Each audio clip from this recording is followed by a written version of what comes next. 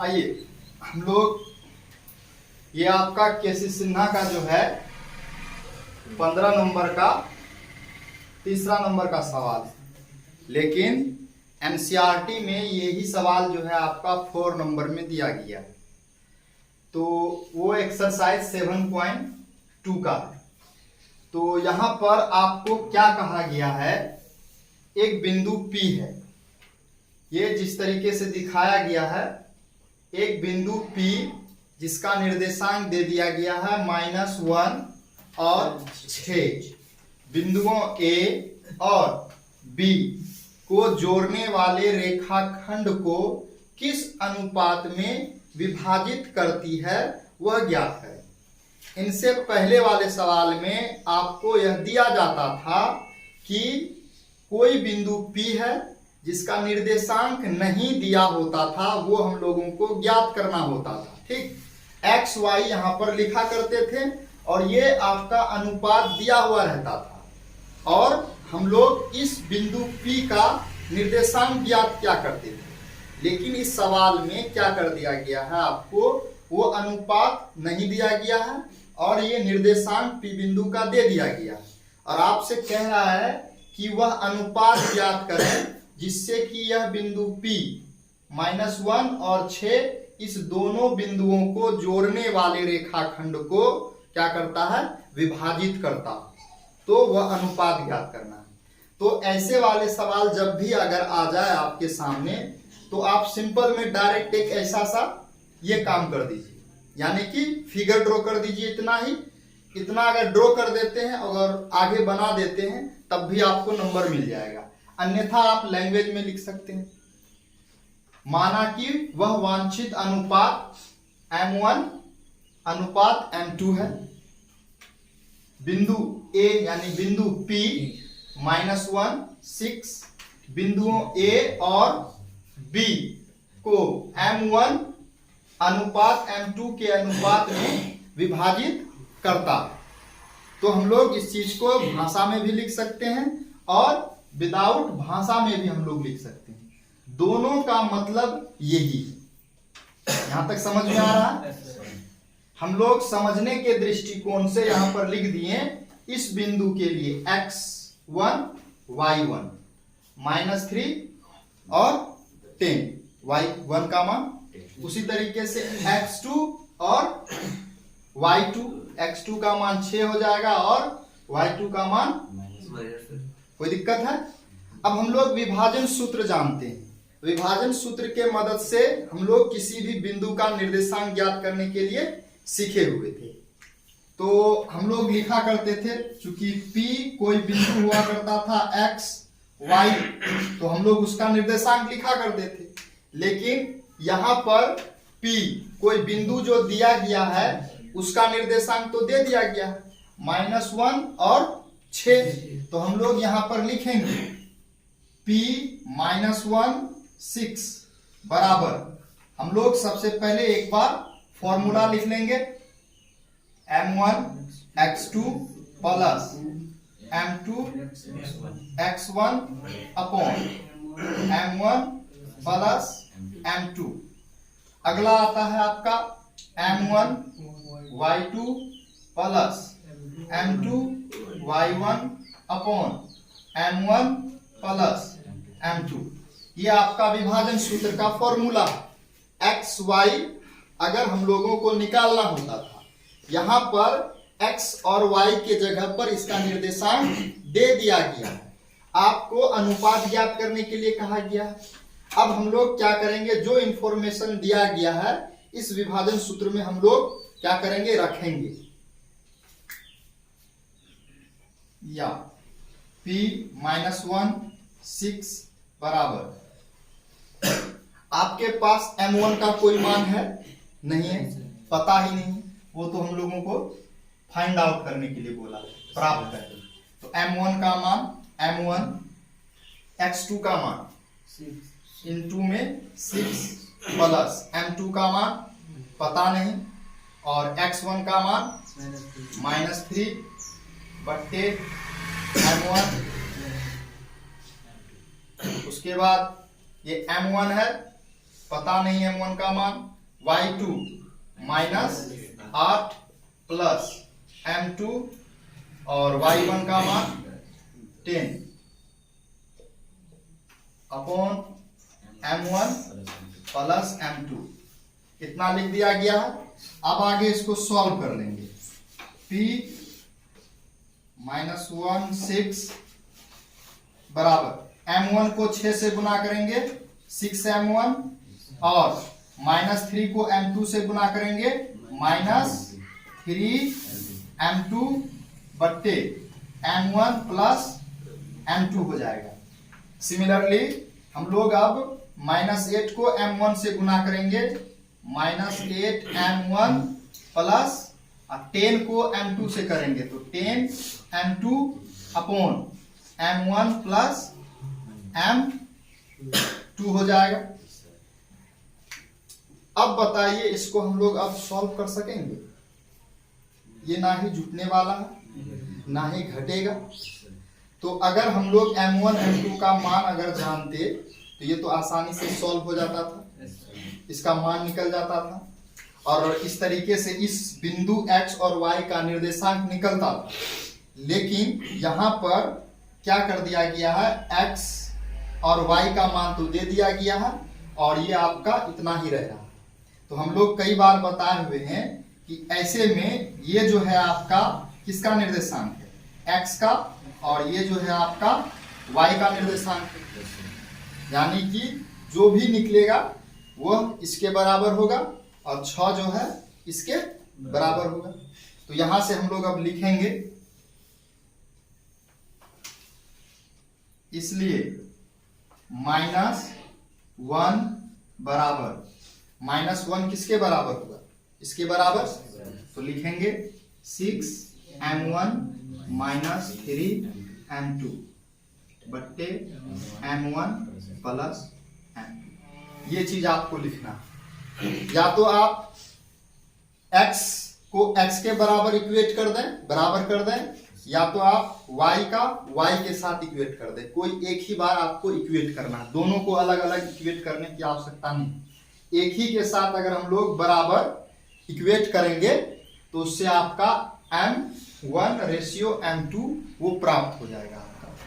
आगे हम लोग इसको क्या करेंगे, अब सॉल्व कर सकते हैं। नहीं कुछ तो नीचे में 1 हो जाएगा। अब हम लोग क्या कर सकते हैं, कोना कोनी गुना कर सकते हैं। इसका गुना इसके साथ, इसका गुना इसके साथ।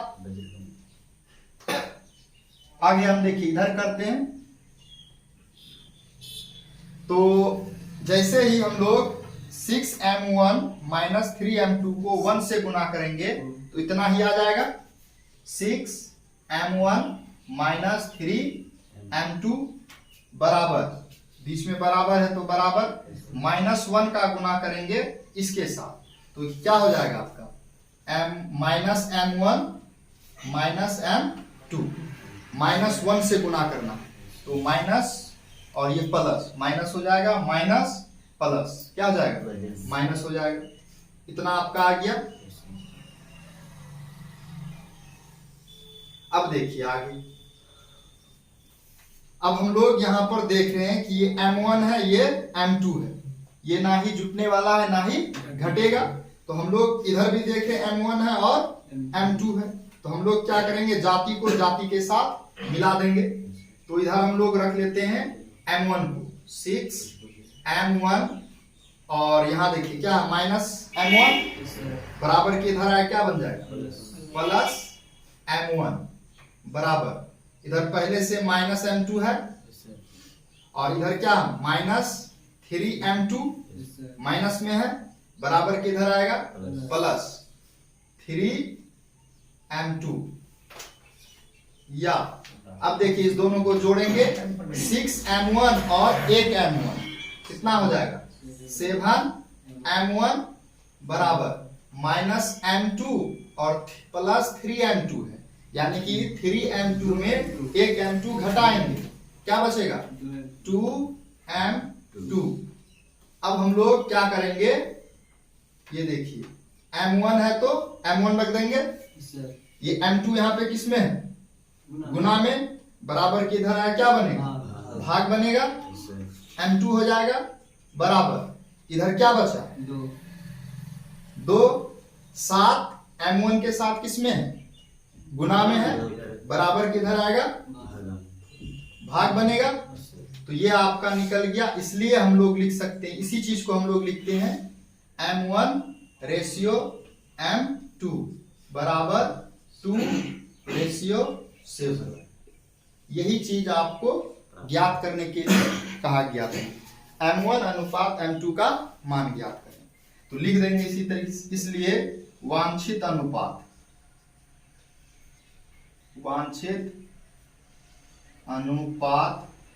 बराबर m1 अनुपात m2 बराबर 2:7 आंसर हो जाएगा। तो जब भी अनुपात ज्ञात करने वाला सवाल आ जाए, और ये VVI पूछा भी जाता, कई बार पूछा भी गया, ठीक।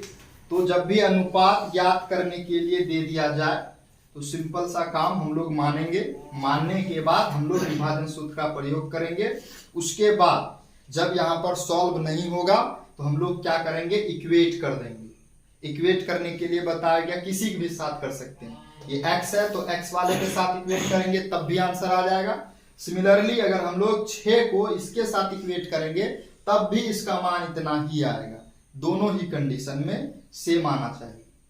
तो इस तरीके से मेरा अनुपात ज्ञात हो गया। हम लोग इतना ही हम लोगों को इस सवाल पर काम करना होता है।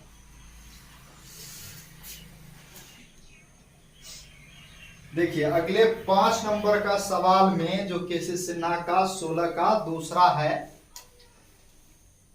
कहा गया है कि कोई बिंदु x अक्ष पर स्थित है।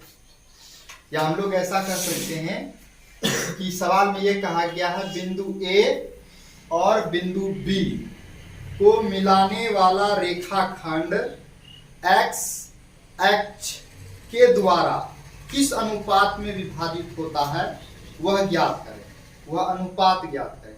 साथ में जो बिंदु विभाजित करेगा उस बिंदु का निर्देशांक भी ज्ञात करें। सवाल में ये कहा गया कि ये जो बिंदु है आपका A और B, इसको मिलाने वाला जो रेखाखंड होगा x अक्ष से किस अनुपात में विभाजित होता है।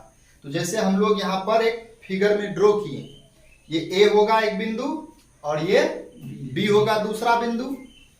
तो A और B को मिलाने वाला रेखाखंड दिख रहा।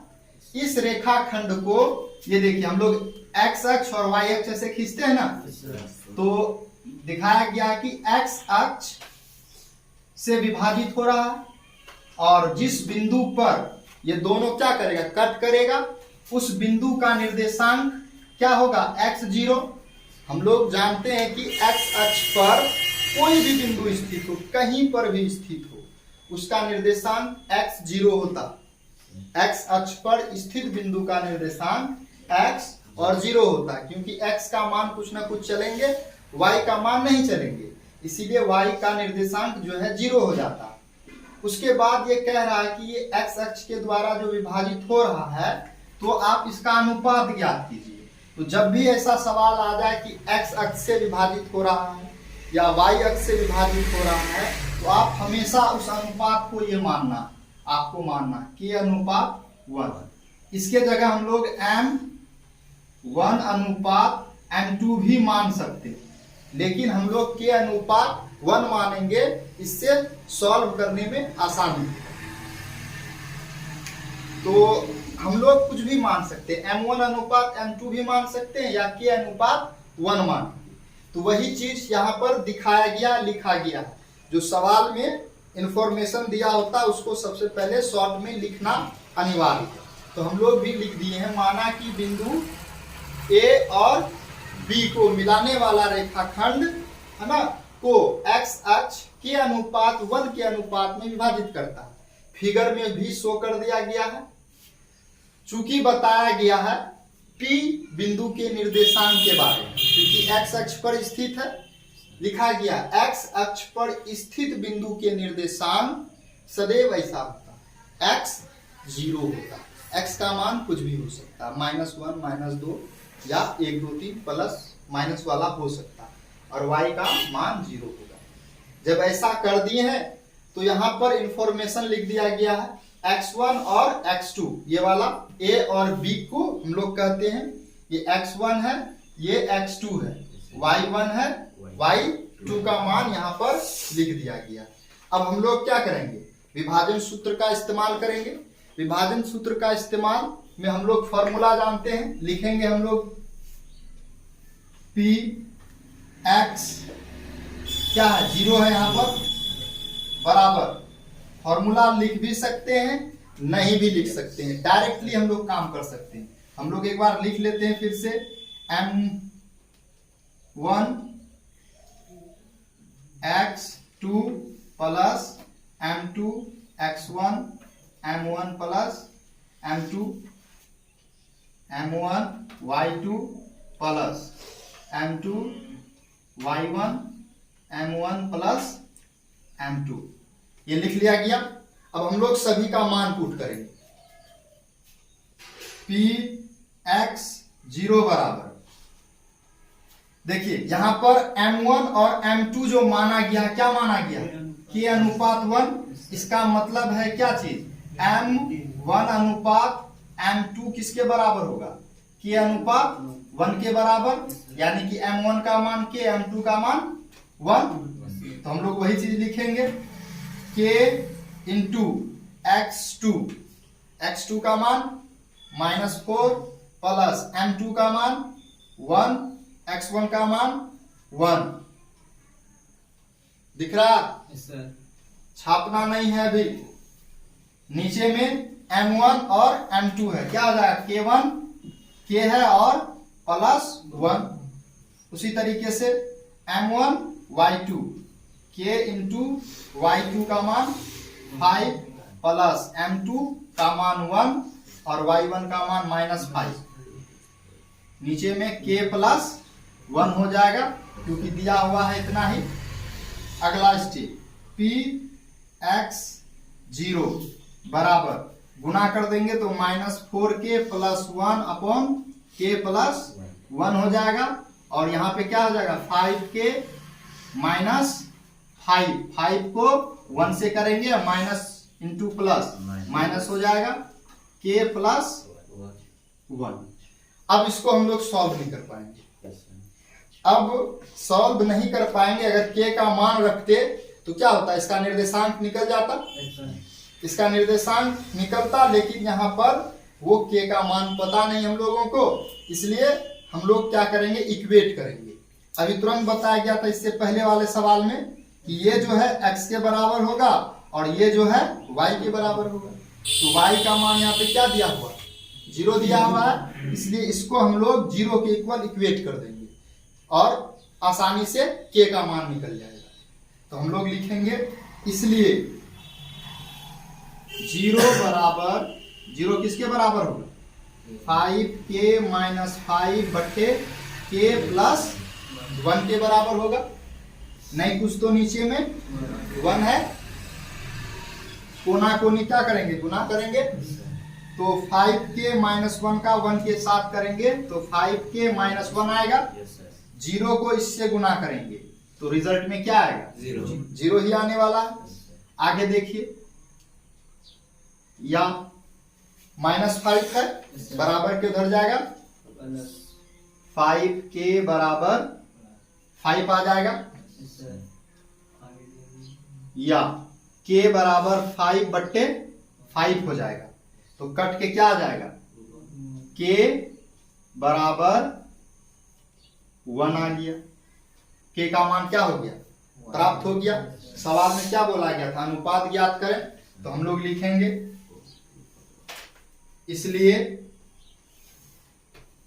वांछित अनुपात बराबर क्या था, k अनुपात 1, k का मान कितना निकला 1, और पहले से कितना दिया हुआ 1, तो ये 1 अनुपात 1 के अनुपात में x अक्ष क्या करता है, इस रेखाखंड को विभाजित करता है। अनुपात तो निकल गया। अब साथ में कहा गया है इस बिंदु का निर्देशांक भी ज्ञात करें, तो निर्देशांक भी ज्ञात करना होगा। उतारिए पहले इसको।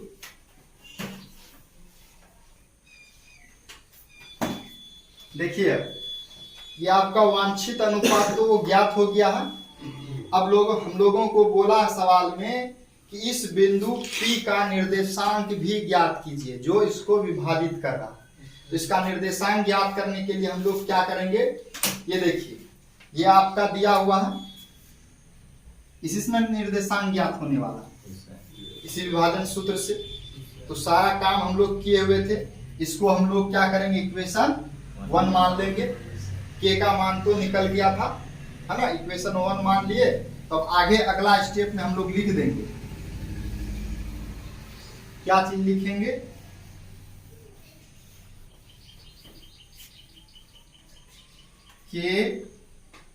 के मान को समीकरण 1 में रखने पर, समीकरण 1 हम लोग इसी को माने हैं, अब हम लोग इसके आगे में रखेंगे। ठीक है, आप लोग लिख लीजिए इसमें समीकरण 1।